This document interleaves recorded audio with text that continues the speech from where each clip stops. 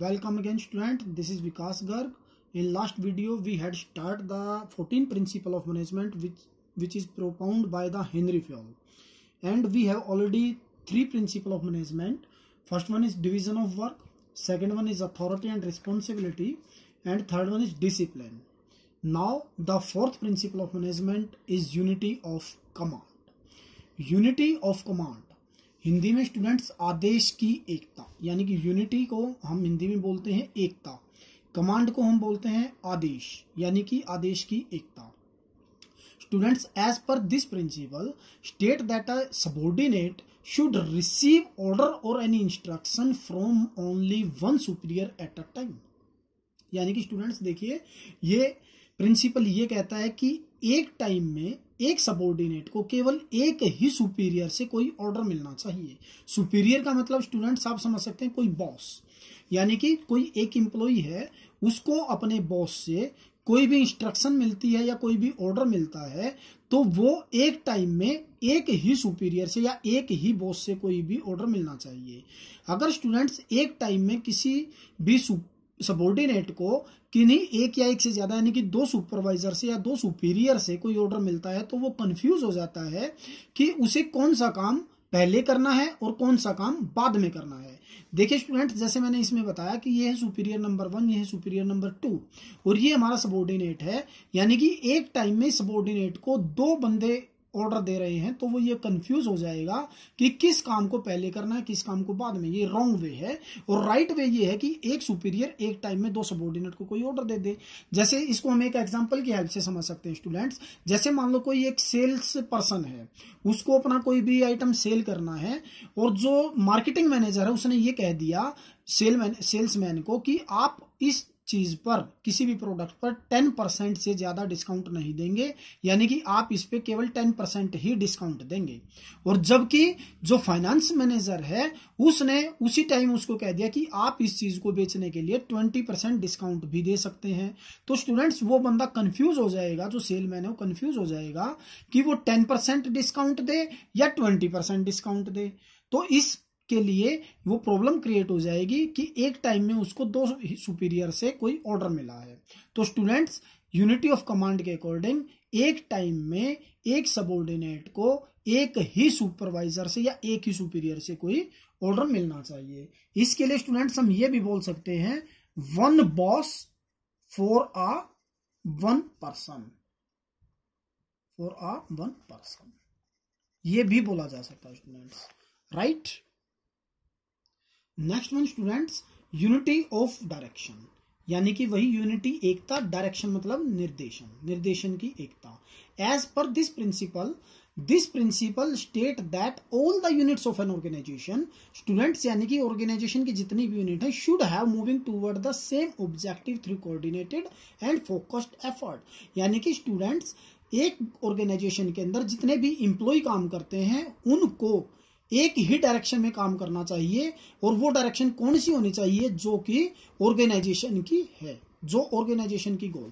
जैसे देखिए स्टूडेंट्स, ये ऑर्गेनाइजेशन का एक गोल है, राइट, और उन्होंने ये रास्ता उसके लिए बनाया है कि हम इस रास्ते से होकर अपने ऑर्गेनाइजेशन को गोल को अचीव करेंगे.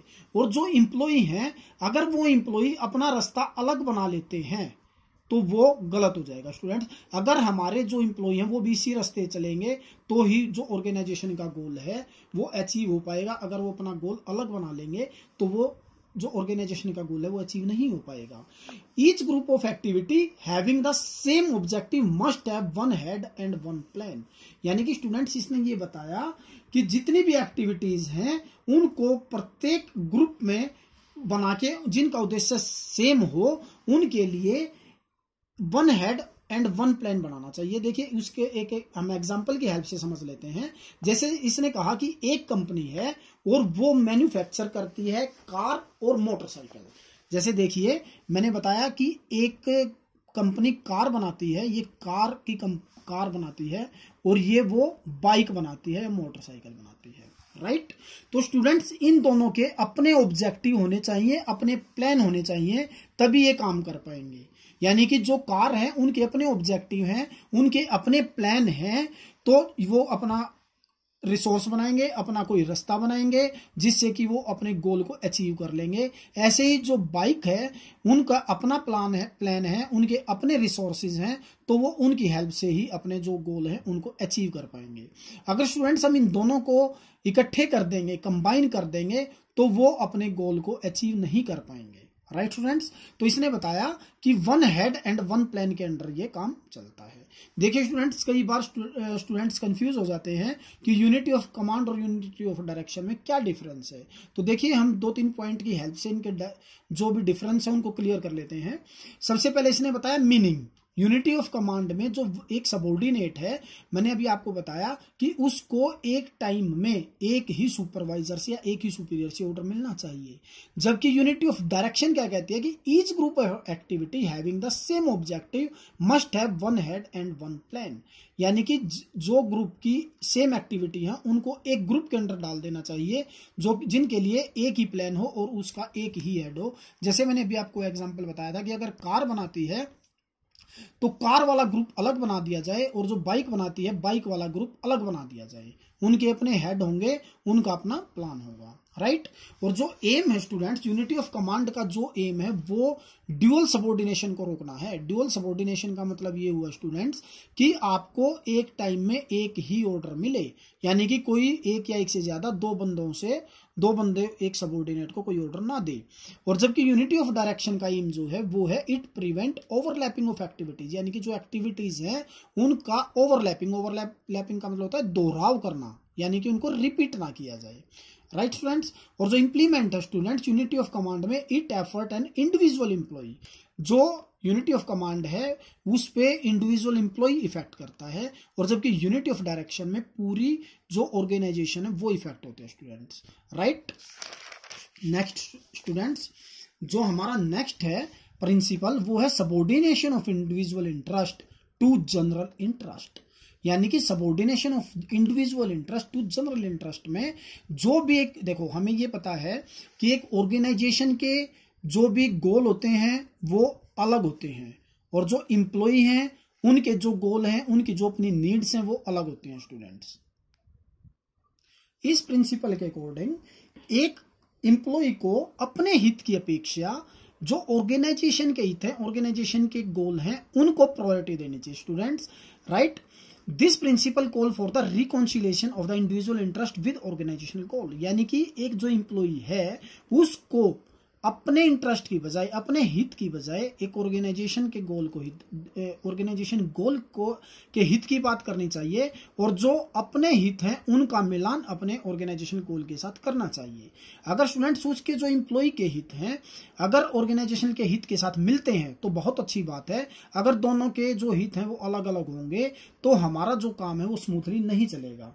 इसका एक हम एग्जाम्पल ले सकते हैं स्टूडेंट्स, जैसे ये मानकर चलिए कि जो एक वर्कर है वो ज्यादा टाइम काम करके ज्यादा पैसा कमाना चाहता है। राइट स्टूडेंट्स, पर उसके लिए वो उस काम करने के चक्कर में, ज्यादा पैसा कमाने के चक्कर में जो रॉ मटेरियल है वो उसको भी वेस्ट करता है, और जो मशीनरी ब्रेकेज का खतरा रहता है उसको भी वो इग्नोर करता है।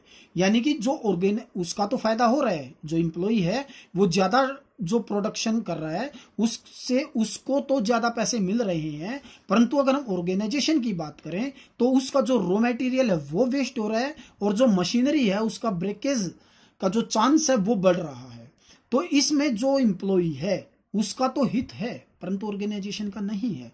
तो स्टूडेंट्स ये प्रिंसिपल हमें ये बताता है कि अगर एम्प्लॉय, जो ये एम्प्लॉय का हित है उसको त्याग करके, उसको सैक्रिफाइस करके जो ऑर्गेनाइजेशन का हित है उसको ध्यान में रखना चाहिए। यानी कि उसको ऐसा नहीं करना चाहिए कि वो अपनी सैलरी के ज्यादा के चक्कर में और जो ऑर्गेनाइजेशन की जो मशीनरी का ब्रेकेज का खतरा है या जो रॉ मेटेरियल वेस्ट हो रहा है वो उसको करने दे। स्टूडेंट्स ऐसा नहीं करना चाहिए।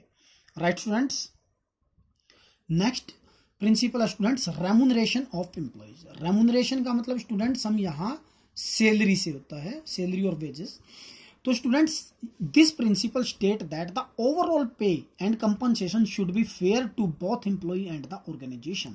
स्टूडेंट्स जो ये प्रिंसिपल है वो ये कहता है कि जो हम एम्प्लॉय को रेम्यूनरेशन पे करते हैं वो फेयर होना चाहिए। फेयर का मतलब उचित होना चाहिए on the behalf of employ and the organization also, यानी कि जो ऑर्गेनाइजेशन अफोर्ड कर सके, ऐसा ऑर्गेनाइजेशन जो अफोर्ड कर सके वो रेम्यूनरेशन देना चाहिए, और जो एम्प्लॉय की कैपेबिलिटी के अकॉर्डिंग हो वो हमें हमेशा रेम्यूनरेशन देना चाहिए।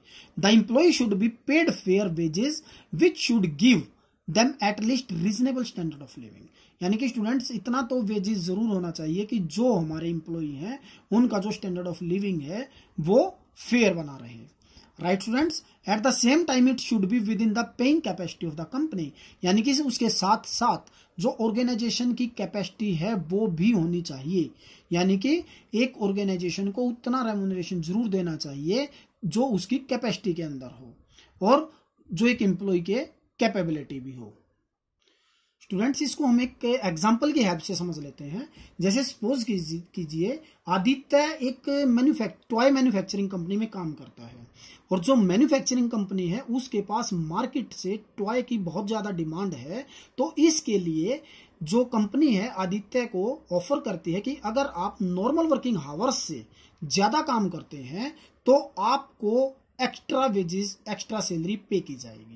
आदित्य इस बात के लिए एग्री हो जाता है और वो अपने नॉर्मल वर्किंग आवर्स से, जैसे नॉर्मल वर्किंग आवर्स वो 8 आवर्स काम करता था, तो उसने 10 आवर्स काम करना शुरू कर दिया। तो उससे क्या हुआ कि उनका प्रोडक्शन बढ़ गया कंपनी का, और कंपनी ने जो मार्केट में टॉय की डिमांड थी उसको पूरा किया, जिससे उनकी सेल बढ़ी, और सेल बढ़ी तो उनके प्रॉफिट भी बढ़े। तो अब उन्होंने आदित्य को एक्स्ट्रा रेम्यूनरेशन पे किया। स्टूडेंट्स तो इस जो ये एग्जाम्पल दिया मैंने, इससे हमारा क्लियर हो जाता है कि जो रेम्यूनरेशन ऑफ एम्प्लॉइज है वो फेयर है, और जो ऑर्गेनाइजेशन है वो भी उसको एक्स्ट्रा पे करने के हालत में है। राइट स्टूडेंट्स, इससे जो एम्प्लॉई है और जो मैनेजमेंट है उन दोनों के गुड रिलेशन एस्टेब्लिश होंगे। Right students.